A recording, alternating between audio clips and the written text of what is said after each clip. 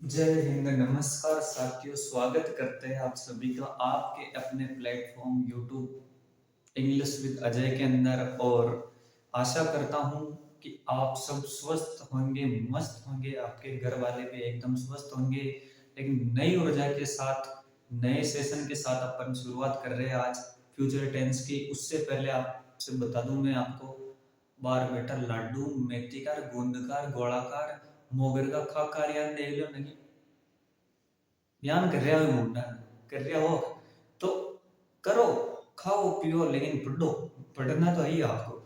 तो साथियों, आज का जो अपना सेशन रहने वाला है वो रहेगा बल्कि आपका फ्यूचर टेंस के रिगार्डिंग। फ्यूचर टेंस का जो है आज अपन अध्ययन करेंगे। उससे पहले आप क्लास को लाइक कर दो, रे कर दो, फ्री कर दो, शेयर तो करना ही है, चैनल को तो सब्सक्राइब करना ही करना है, वो तो भूलना ही नहीं है, यूं मान के चलो। तो ये छोटे बड़े काम है वो आपको करने हैं और यहाँ का काम मैं कर रहा हूँ। तो अपन आज शुरू करेंगे बालकों फ्यूचर टेंस के रिगार्डिंग। इससे पहले आपको बता दूं मैं, प्रेजेंट और पास्ट टेंस दोनों का अपन ने कंप्लीट कर लिया है पूरी तरीके से, और उनके बारे में काफी कुछ हमने सीख लिया है। 23 क्लास से मैंने उनके रिगार्डिंग अपलोड कर चुकी है, 24वीं क्लास आज अपन बनाने जा रहे हैं। तो जो नए आए हैं, आज ही जिनका पाला पड़ रहा है इस वीडियो को देखने का, इस क्लास को देखने का, तो आपसे रिक्वेस्ट यही करूंगा मैं कि आप पहले पुरानी क्लास से देखो ताकि आपको समझ में आ जाए। उसके बाद में जो है क्रम वाइज प्लेलिस्ट बना रखी है। आप जैसे चैनल पे जाओगे, एक तरफ शॉर्ट वीडियोस, प्लेलिस्ट, कम्युनिटी वगैरह ऐसे आपको ऑप्शन दिखेंगे, तो आपको प्लेलिस्ट के ऊपर क्लिक करना है। कहीं पे भी आपको इधर उधर संभालने की जरूरत ही नहीं पड़ेगी। प्लेलिस्ट के अंदर हर चीज का अलग अलग टॉपिक है मैंने डाल रखे हैं, क्लास वाइज नंबर रैंकिंग देती है मैंने, क्लास नंबर 1 2 3 4 ऐसे। तो आपको परेशान होने वाली कतई आवश्यकता नहीं है, ऐसा मैंने काम रखा ही नहीं। तो आप प्लेलिस्ट के अंदर जाओ और वहां पे आपको सारी क्लासें मिल जाएगी, इंग्लिश की मिल जाएगी, कल्चर की अभी मैंने 2 ही अपलोड की है, टाइम नहीं मिल पाया तो दूसरी क्लास अभी बनाने में असमर्थ हूँ। साथियों, बेल आइकन को प्रेस कर लिया करो ताकि जैसे ही अपनी क्लास अपलोड होए आपको नोटिफिकेशन प्राप्त हो जाए कि हाँ भाई क्लास ना की यार, वापस जा रहे ना, देखो को कष्ट थोड़ा कर लिया। तो फालतू की बात तो करा हाँ को ना पा, और मेन मुद्दा की बात करा पा। तो ठीक है, मुद्दे की बात यही है कि फ्यूचर टेंस पढ़ेंगे अपन। फ्यूचर यानी कि आने वाले समय की बात करेंगे। फ्यूचर के अंदर भी सबसे पहले फ्यूचर सिंपल पढ़ेंगे। यार कौन सा पढ़ेंगे बालकों?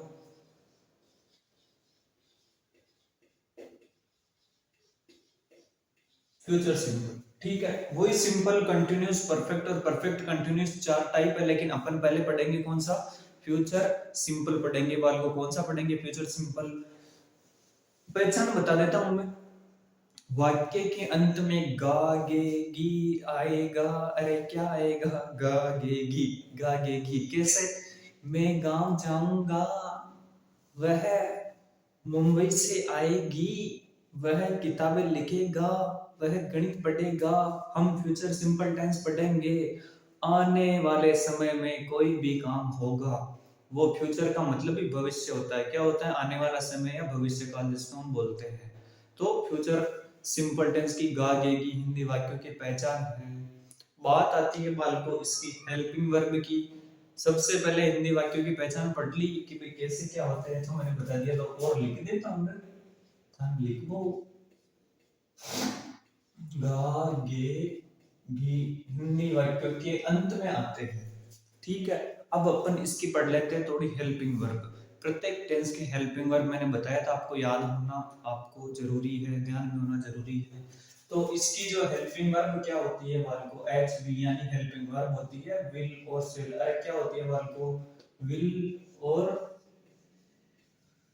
शेल दो होती है फ्यूचर सिंपल टेंस की। पूरे फ्यूचर टेंस में विल शेल चलेंगे अपने, परेशान होने वाली बिल्कुल बात नहीं है। आई और वी के साथ में आपको क्या लेना है? सेल लेना है। आई और वी के साथ में आपको सेल लेना है, और आई वी के अलावा आपको क्या लेना बालको? सब के साथ में विल लेना है। यू आ जाए तो भी विल लेना, सी आ जाए तो भी विल लेना, इट आ जाए तो भी विल लेना। आई और वी के साथ में आपको सेल लेना है। इस चीज का विशेष रूप से आप थोड़ा ध्यान रखें। आया समझ में? आई और वी के साथ में आपको सेल लेना है, बाकी के साथ में आपको विल लेना है, और कुछ नहीं करना। सबसे पहले अपन पढ़ लेते हैं इसके फॉर्मूले के बारे में। किसके बारे में? फॉर्मूले के बारे में। किसका फॉर्मूला भाई? फ्यूचर सिंपल टेंस में पहला पार्ट आता है अफर्मेटिव का। कौन सा आता है बोल को? अफर्मेटिव। ठीक है, अफर्मेटिव का फॉर्मूला। अरे गिड़गिड़ा रहा है क्या बाप रे? कि कोई खाई क्या नहीं आंदे लो शाना कमाई ना तो एक मांग गणी हाची में लगा और होता है दुकान में। अफर्मेटिव के बारे में अगर बात करते हैं बाल को, तो सबसे पहले सब्जेक्ट लिखा जाता है। क्या लिखा जाता है सेंटेंस में? सबसे पहले सब्जेक्ट। मैं शॉर्ट में लिखता हूं तो आप समझ जाया करो सब्जेक्ट, और उसके बाद में आपको हेल्पिंग वर्ब लेनी होती है। अरे क्या लेनी होती है? हेल्पिंग वर्ब लेनी होती है। फिर आपको वर्ब की इसमें फर्स्ट फॉर्म ही लेनी है। क्या लेनी है? वर्ब की फर्स्ट फॉर्म लेनी है। उसके बाद में वाल को आपको ऑब्जेक्ट लेना है, ये लो ऑब्जेक्ट, और उसके बाद में आपका जो भी बच गया अदर मैटर। ये आपका फ्यूचर सिंपल टेंस के अफर्मेटिव वाक्यों का फॉर्मूला। यहां तक क्लियर है साथियों? और अब अपन जो है क्या करेंगे, सेंटेंस बनाना शुरू करेंगे। ठीक है, क्योंकि सेंटेंस बनाने से ही आपको ज्यादा समझ में आएगा। ये चीजें तो देखो बहुत नॉर्मल कॉमन चल रही है मेरे हिसाब से, अब तक तो आपको याद ही हो गया होगा। Subject helping verb, verb object other matter, subject helping verb, verb object other matter. ठीक है, नेगेटिव आ जाए तो नोट लग जाता है, इंटरोगेटिव है तो हेल्पिंग वर्ब बाहर चली जाती है, वो आगे बात करेंगे। पहले भी खूब बात कर ली इसके बारे में। तो पहले अपन एक सेंटेंस लेते हैं कि मैं कल गांव जाऊंगा। लास्ट में मैंने बोला गा गे गी आएगा, आया कि नहीं आया? गा। ठीक है, ताते तो नहीं आ रहा है इसमें, रा रही तो नहीं आ रहा है, थाते तो नहीं आ रहा है, यहाँ पे आ रहा है गा गे गी। तो ये किसका हो गया? बल्कि फ्यूचर का हो गया। फ्यूचर में भी सिंपल का हो गया और उसमें भी अफर्मेटिव का। अफर्मेटिव के बारे में मैं बता दूं आपको भी, सकारात्मक वाक्य जिसके अंदर एक तो नहीं शब्द नहीं आता है। क्या नहीं आता है? एक तो क्या और एक नहीं, दोनों नहीं आए तो वो क्या होगा आपका? बालको अफर्मेटिव होगा। क्या होगा? अफर्मेटिव होगा। तो सबसे पहले आपको इस सेंटेंस को इंग्लिश में बनाने के लिए साथियों मैं बता दूं, आपको क्या करना होगा, इस सूत्र के अनुसार चलो। सूत्र क्या बोल रहा है? सबसे पहले आपको सब्जेक्ट, देखो इतना धीरे इसलिए चल रहा है कि बिल्कुल जो न्यू लर्नर है उनके लिए आराम से ये चीज समझ में आ जाए। अगर आपको बढ़िया आती है तो थोड़ा स्पीड बढ़ा के देख सकते हो, स्पीड में 1.5 स्पीड कर दो आप, कोई दिक्कत नहीं है। ठीक है, तो सबसे पहले सब्जेक्ट इसके अंदर काम करने वाला कौन है, क्रिया सॉरी काम करने वाला कर्ता कौन है, तो वो हम मैं, जाने वाला कौन है, मेरे को बोलते हैं आई। उसके बाद में सूत्र बोल रहा है कि हेल्पिंग वर्ब लेनी है। हेल्पिंग वर्ब आपके सामने विल और सेल दोनों लिख रखी है, दोनों में से आपको एक ही लेनी है साथियों। क्या लेनी है? एक ही चीज लेनी है। तो आई है सब्जेक्ट, तो आई के साथ में मैंने बोला सेल आएगा। क्या आएगा? सेल आएगा। ये लो सब सेल। उसके बाद में आपको सूत्र बोल रहा है कि वर्ब, वर्ब वर्ब क्रिया कौन सी हो रही है? जाने की हो रही है। जाने को बोलते हैं गो, और फर्स्ट फॉर्म की बोल रहा है तो गो फर्स्ट फॉर्म ही है। उसके बाद में अपन ए मारा बेटा का कुकड़ी करे बने ना मुझे नाम है। ठीक है, एना नंगा होना का महत्वपूर्ण क्लास चल रही है, हजारों बच्चों को भाषा का ज्ञान ज्ञान दिया जा रहा है। आज चीजें नंगा ही करना, ये तो बस की कर बुझाना है। ठीक है, तो वर्ब हो गई आपकी गो। उसके बाद में आपको ऑब्जेक्ट देखना है। मैंने बोला क्रिया से क्या और किससे का प्रश्न पूछने पे जो भी जवाब मिलता है वो आपका ऑब्जेक्ट कहलाएगा। मैं क्या जाऊंगा, क्या ऐसे पूछ सकते? क्या नहीं पूछ सकते? मैं किसे जाऊंगा? नहीं, ऐसे भी नहीं पूछ सकते। लेकिन मैं कहाँ जाऊंगा ऐसे अपन पूछ सकते हैं। तो कहाँ से आपको जवाब मिल रहा गांव, तो क्या वो आपका ऑब्जेक्ट होगा? क्या नहीं बालक, नहीं। क्योंकि यहाँ पे जो आपको उत्तर मिल रहा है किस पर्सन से मिल रहा है, कहाँ से मिल रहा है, तो आपको ऑब्जेक्ट ना होके ये क्या हो गया? अदर मीटर हो गया। ठीक है, I ask go to village. ये लो साहब आपका ये सेंटेंस यहीं पे कंप्लीट है। एक चीज इंपॉर्टेंट विशेष महत्वपूर्ण बात ये है बालकों, जो आपको हमेशा ध्यान में रखनी है, स्पोकन इंग्लिश के अंदर आई और वी के साथ में भी विल ही लग रहा है आजकल। आई और वी के साथ में भी क्या लग रहा है? Will. I will go to, I will go, I will do. ठीक है, वी विल। तो स्पोकन के अंदर कोई गलत नहीं है, सब चलता है। लेकिन ग्रामेटिकल चीजें अपन सीख रहे हैं, तो ग्रामर के अंदर आपको थोड़ा विशेष ध्यान रखना है कि सेल का प्रयोग भी करना है। विल जो है निश्चितता का फिर बोध करा देता है कि हाँ श्योरली वो काम हो गई होगा, तब वहां पे जो है आई और वी के साथ में विल लग जाता है। लेकिन अभी अपन क्या सीख रहे हैं बालकों? ग्रामर चीजें सीख रहे हैं, ग्रामर की चीजें। तो आपको यहाँ पे थोड़ा ध्यान रखना, आई और वी के साथ में सेल लेना है। बाकी स्पोकन के अंदर आप विल लगो, आपको कोई मना नहीं करेगा, कोई गलत नहीं बोलेगा। ठीक है, ये सेंटेंस मेरे हिसाब से आपको समझ में आया होगा। एक सेंटेंस और बना लेते हैं ताकि आपको समझ में आ जाए।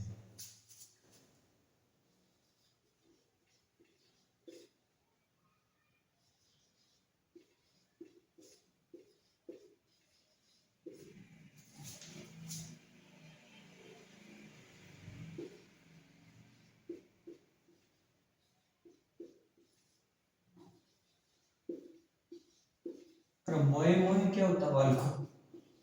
अरे सॉरी, प्रश्नवाचक तो आएगा ही नहीं। ये आपके सामने एक सेंटेंस लिखा है कि आप कल एक खिलौना खरीदोगे। पहले आप कोशिश करो बनाने की। इस सूत्र के अनुसार आपको चलना है, आप कहीं पे भी जो है अटकोगे नहीं। अब चलो अपन बनाते हैं। सबसे पहले सूत्र बोल रहा है कि सब्जेक्ट। अरे क्या लेना आपको बाल को? सब्जेक्ट लेना है, ठीक है। सब्जेक्ट क्या है आपका यहाँ पे? आप, यू, इसको बोलते हैं यू। यू नरा तो यहाँ लिख रहा जाए, ये ऐसे नहीं करना है, वरना तुम्हारा मोए मोए हो जाएगा। तो आपको बोलते हैं यू। सेकंड चीज, हेल्पिंग वर्ब कौन सी आएगी इसके अंदर? विल आएगी, क्योंकि यहाँ पे आई और विल में से नहीं है तो सेल तो आने वाला है ही नहीं, तो यू के साथ में आएगा विल।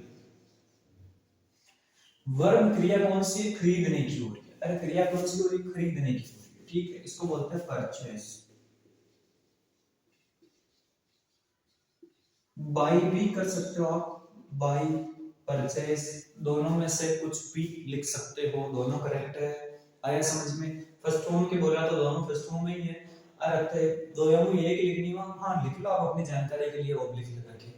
ऑब्जेक्ट भी आप क्या खरीदोगे, तो आपको यहाँ पे क्या से जवाब मिल रहा है, यानी कि ऑब्जेक्ट है इसके अंदर भाई एक ही खिलौना। इसको बोलते हैं एक्टोय। एक्टोय, ठीक है। अगर बेटा है भाई कल लिखा है, समय दे दिया है हमने को, कल खरीदोगे, ठीक है। तो क्या टुमारो, आने वाले कल की बात की जा रही है, फ्यूचर। फ्यूचर तभी तो कहलाता है जब आने वाले कल की बात की जाए। तो साथियों मेरे हिसाब से ये दोनों सेंटेंस आपको समझ में आए होंगे, फ्यूचर सिंपल के अफर्मेटिव। अगर समझ में आया है तो लाइक कर दो, कमेंट कर दो, क्लास को शेयर कर दिया करो थोड़ा सा, और लिखना आप जब तक। फिर अपन इसका नेगेटिव वाला पार्ट पढ़ते हैं। वाल को एकदम साफ दिख रहा था हमारे को, लिख लिया होगा आपने। पत्थर पे लिखी इबादत हूँ, शीशे से कब तक तोड़ोगे, मिटने वाला नाम नहीं मैं, तुम मुझे कब तक रोकोगे, ठीक है। तो अब अपन पढ़ते हैं इसी के साथ में नेगेटिव वाला पार्ट, फ्यूचर सिंपल टेंस का नेगेटिव वाला पार्ट, ठीक है। तो शुरू करते हैं। कुछ नहीं करना है साथियों, मैंने बताया था ना आपको,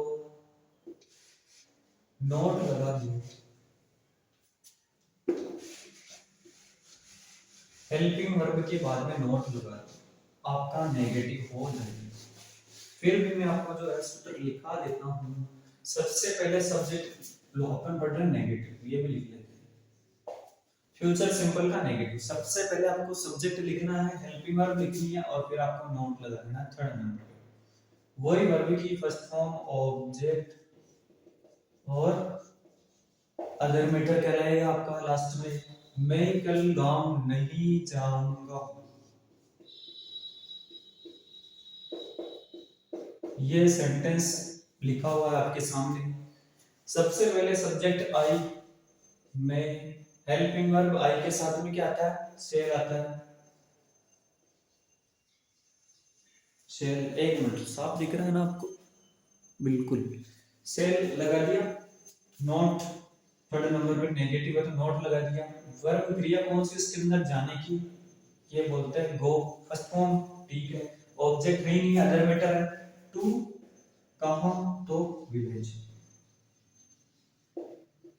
अगर मैं इस नोट को छुपा दूं बाल को, तो ये आपका अफर्मेटिव होगा कि नहीं होगा? अरे बिल्कुल होगा आपका अफर्मेटिव। इस नोट को छुपा दूं तो ये क्या होगा आपका? अफर्मेटिव हो जाएगा। सेकंड सेंटेंस में बना लेते हैं, आप कल एक खिलौना नहीं खरीदोगे।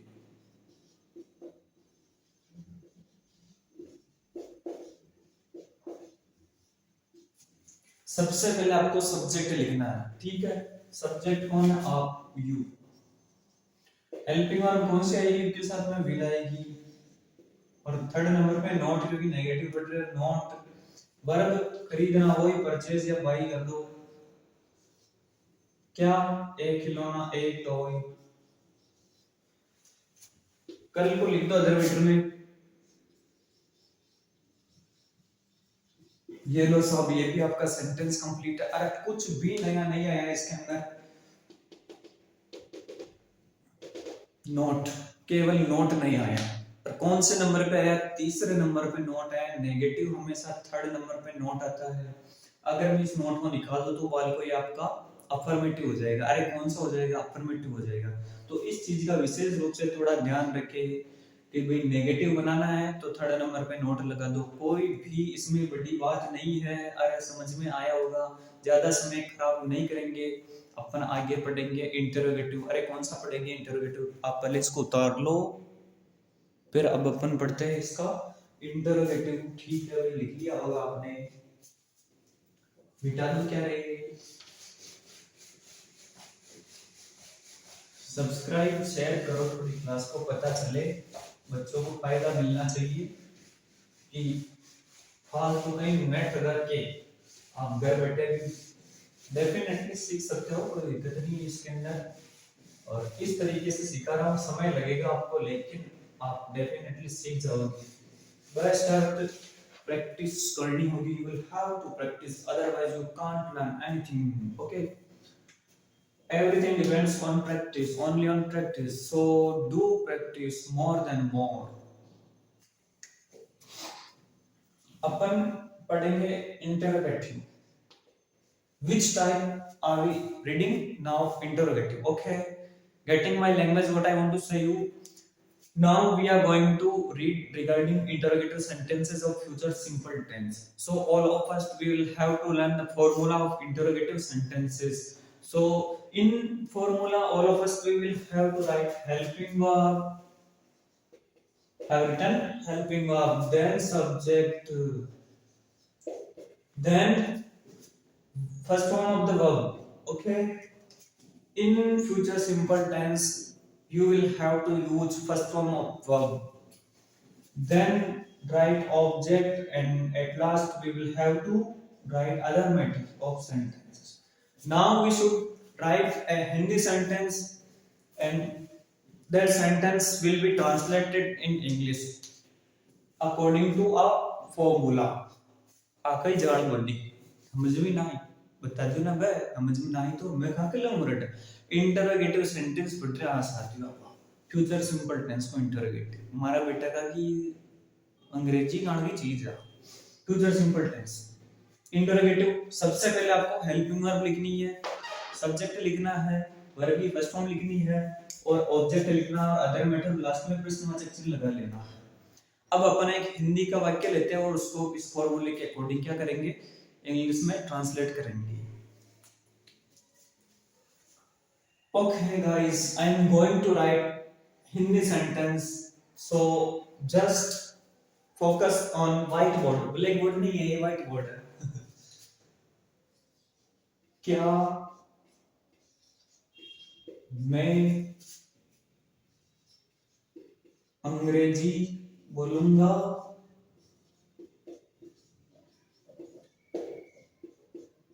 Here a sentence has been written by me। क्या मैं अंग्रेजी बोलूंगा? हिंदी ना तो हिंदी में पेड़ा नहीं यार। देखो, क्या मैं अंग्रेजी बोलूंगा? Definitely you can speak English, definitely you will speak English, but only on depends practice। okay, depends on practice। getting my language, क्या मैं अंग्रेजी बोलूंगा, इसको जो है आपको इंग्लिश के अंदर ट्रांसलेट करना, सबसे पहले आपको हेल्पिंग वर्ब लिखनी है विल और शेल में से। आपको पता नहीं चल रहा है तो छोड़ दो कि दोनों में से क्या लेना है, तो पहले आप छोड़ दो। उसके बाद में सब्जेक्ट लेना है। सब्जेक्ट क्या वाले को, इसके अंदर मैं भी बोलने वाला कौन है, मैं, और उसको बोलते हैं आई। आई के बाद के साथ में आपको पता है ना सेल आता है, तो इधर इस वाले को भर दो सेल। सेल एक दो कंप्लीट। वर्ब इसके अंदर क्रिया कौन सी है, क्रिया बोलने की, बोलने को बोलते हैं स्पीक। अरे क्या बोलते हैं, स्पीक। फर्स्ट फॉर्म लेनी है, first form he speak. Object में क्या बोलूंगा, तो अंग्रेजी। क्या से आपको जवाब मिला, अंग्रेजी, तो ये ऑब्जेक्ट हो गया, तो इंग्लिश। अदर मैटर नहीं है तो छोड़ दो। शेल आई स्पीक इंग्लिश, क्या मैं अंग्रेजी बोलूंगा? Students listen to me, you can easily speak English, but first learn English here through my class, through my channel, and practice more than more at your home. Then start speaking, try speaking. Okay, पहले channel ना देखो, video ना देखो, अच्छे बढ़िया आप बच्चों की प्रैक्टिस करो और बच्चे बोल बाला हो जाओ। Nobody will prevent you. Okay, second sentence हम लेते हैं यहाँ पे, क्या आप पैसे उधार लोगे? सेंटेंस है, सबसे पहले हेल्पिंग वर्ब आपको पता नहीं चल रहा है तो छोड़ दो, कोई बात नहीं। सब्जेक्ट कौन है इसके अंदर, लेने वाला कौन है, आप उसको बोलते हैं यू के साथ में विल आता है तो अब इधर बढ़ दो, एक दो कंप्लीट। वर्ब कौन से इसके अंदर, उधार लेना। अरे केवल लेना नहीं है, उधार लेना है, उसको बोलते हैं बोरो। अरे बोरो का कुछ सारा को बोरो करना, बोरो, ठीक है बालको। वर्ब हो गई, ऑब्जेक्ट भी आप क्या उधार लोगे, क्या से जवाब मिला कि पैसे, ठीक है, तो ये आपके पैसे क्या हो गया, ऑब्जेक्ट हो गया। विल यू बोरो मनी, ये लो सेंटेंस कंप्लीट आपका। अरे विल यू बोरो मनी, ठीक, क्या पैसे उधार लोगे? तो मेरे हिसाब से साथियों आपको डेफिनेटली समझ में आया होगा ये इंटरोगेटिव वाला पार्ट भी। अगर इस विल को मैं यहाँ पे रख दूं और यू को यहाँ पे रख दूं तो अफर्मेटिव हो जाएगा, केवल इनका फेरबदल हुआ है। हेल्पिंग वर्ब बाहर आ गई तो इंटरोगेटिव हो गया, हेल्पिंग वर्ब यहाँ पे चले जाते, सब्जेक्ट यहाँ होता ना तो आपका अफर्मेटिव कर देता। आया समझ में? अब अपन चौथा लास्ट पार्ट पढ़ लेते हैं फ्यूचर सिंपल टेंस का। कौन सा, इंटरोगेटिव नेगेटिव वाला। अरे कौन सा पढ़ेंगे वाले को, इंटरोगेटिव नेगेटिव वाला। तो पहले आप इसको राइट डाउन कर लो अपनी नोटबुक के अंदर।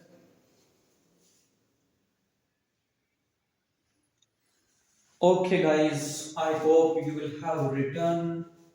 So now we should start interrogative negative type of future simple tense. Okay, getting my language. What I want to say you, हमारा बेटा का था हुणे ही जा रहा है, कई रामायण चल रही है। इंटरोगेटिव नेगेटिव बेटा भाई, ते बेटा इंटरोगेटिव नेगेटिव, ठीक है।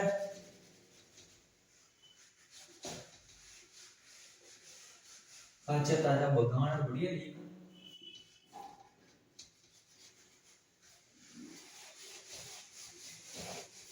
नुआंशियो नाम इंटरोगेटिव नेगेटिव प्रश्नवाचक नकारात्मक।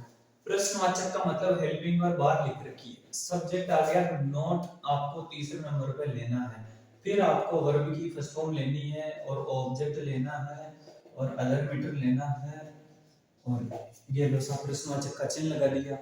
इंटरोगेटिव है इसलिए हेल्पिंग वर्ब बाहर आ गई, नेगेटिव है इसलिए थर्ड नंबर पे नॉट आ गया। इस सेंटेंस को बनाओ, क्या मैं अंग्रेजी नहीं बोलूंगा, my writing is very very rupadi, so not लगाई नजर टू माय राइटिंग। आया समझ में?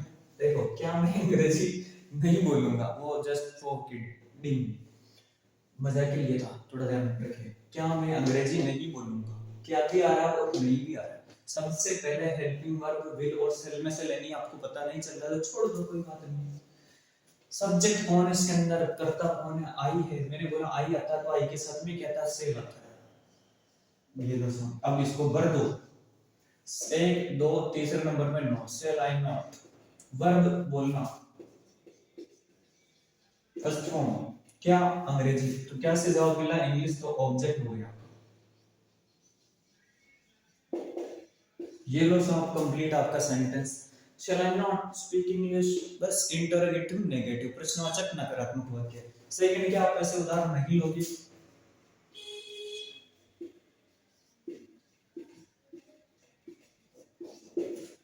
इसको कैसे बनाना है, वो हेल्पिंग वर्ब पता नहीं है तो जगह छोड़ दो। सब्जेक्ट कौन है, लेने वाला कौन है, आप, और इसको बोलते हैं यू, यू के साथ में क्या आता है, विल आता है। अरे क्या आता है, विल आता है। एक दो थर्ड नंबर पे नॉट लगा दो, नॉट। सूत्र के अनुसार चलो, देखो हेल्पिंग वर्ब आ गई, सब्जेक्ट आ गया, नॉट आ गया, वर्ब इसके अंदर वही उधार लेना, बोरो, क्या चीज, भाई क्या से जवाब मिला, मनी, मनी, ठीक है। यहीं पे आपका सेंटेंस कंप्लीट होता है फाल्गु। अरे कोई बड़ी बात नहीं है, एक नॉट और ऐड कर दिया मैंने, तीसरे नंबर पे नॉट ऐड कर दिया, तो ये आपका इंटरोगेटिव नेगेटिव हो गया। अरे समझ में आया क्या, कोई बड़ी बात नहीं है, पीछे हम यही रागड़ी पढ़ते आ रहे हैं कि नॉट और लगा दो इंटरोगेटिव के अंदर, तो इंटरोगेटिव नेगेटिव हो जाएगा। खोपड़े में बैठ गया। अब अपन इसके फाइनल लास्ट टॉपिक बच गया फ्यूचर सिंपल के अंदर, यूजेज, यानी कि ऐसे कौन से वर्ड्स है जिनको देखते आप पता कर लोगे कि फ्यूचर सिंपल टेंस फिल करना है। तो पहले आप उसको राइट डाउन कर लो, फिर अपन इसके यूजेस पढ़ते हैं, ठीक है साथियों। लिखो जल्दी से, मेरे हिसाब से उतार लिया होगा, और जल्दी से हम अपन इसके थोड़े यूजेस पढ़ लेते हैं फ्यूचर सिंपल टेंस के, ठीक है। बहुत शॉर्ट में है, कोई ज्यादा बड़े नहीं है।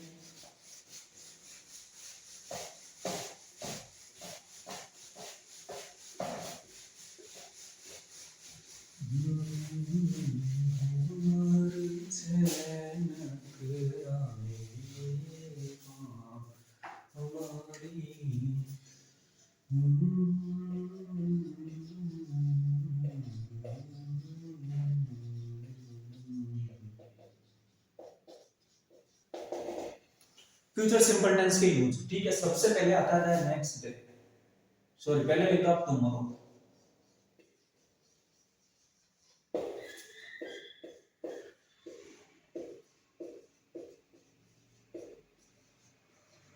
The next day,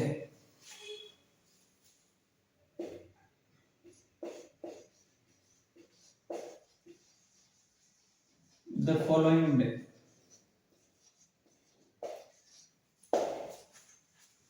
the next day के अलावा क्या आ सकता है, तो देखो, the next week, next month, next year, ठीक है। अब देखो डे के अंदर डेज के नेम भी आते हैं, नेक्स्ट मंडे, नेक्स्ट ट्यूसडे। अगर किसी भी सेंटेंस के अंदर आपको टुमारो दिख जाता है, देखो आएगा इनमें से एक ही चीज, सब नहीं आएंगे। टुमारो दिख जाता है या द फॉलोइंग डे दिख जाता है, the next day, the next week, next month, next year, ये चीजें दिख जाता है, या नेक्स्ट के बाद में आप सीजन का नाम भी लिख सकते हो, नेक्स्ट विंटर, समर, जो भी है, तो आपको वहां पे फ्यूचर सिंपल टेंस फिल करना है। क्या करना है, फ्यूचर सिंपल टेंस फिल करना है। एक सेंटेंस लेता हूं मैं क्योंकि समय थोड़ा कम पड़ रहा है। I shall go to Delhi next Monday. Sentence में नेक्स्ट मंडे लिखा हुआ आ गया, तो ये फ्यूचर सिंपल टेंस हो गया। क्या हो गया, फ्यूचर सिंपल टेंस हो गया। फ्यूचर सिंपल का मतलब विल, शैल प्लस वर्ब की फर्स्ट फॉर्म। एक डगड़ा बाका मारी जाए, फर्स्ट फॉर्म तो दे रखी है आपको, केवल आई, सॉरी शैल और विल में से लेना है, तो यहाँ पे सब्जेक्ट आई है तो क्या आएगा, शैल आएगा।